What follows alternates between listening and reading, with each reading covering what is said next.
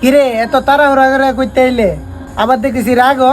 তুই রাগের কথা কস, মা বাবা তো কষ্ট করে পড়ালেখা করাইছে, এত টাকা চাকরি পাইতাছি, চাকরি পাইতাছি না তো রাগ দেখাইতাম না। চাকরি হইছে না চাকরি হইব, এত ধৈর্য হারাইলে হইব?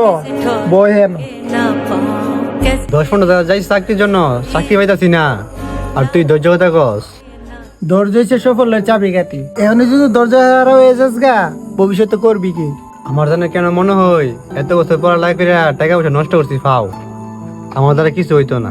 বন্ধু, এত ধৈর্য হারাইলে চলতো না। আল্লাহ পাক যাদেরকে বেশি ভালোবাসে তাদেরকে পরীক্ষায় ফেলায় বেশি।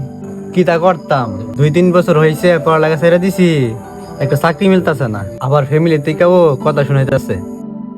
আল্লাহ পাক হয়েছে উত্তম পরিকল্পনাকারী। এই যে চাকরির পিছে তুই একটার পিছে একটা দৌড়াইতেছ, তোর কাজ হইতেছে না। নিশ্চয়ই আল্লাহ পাক তোর জন্য ভালো কিছু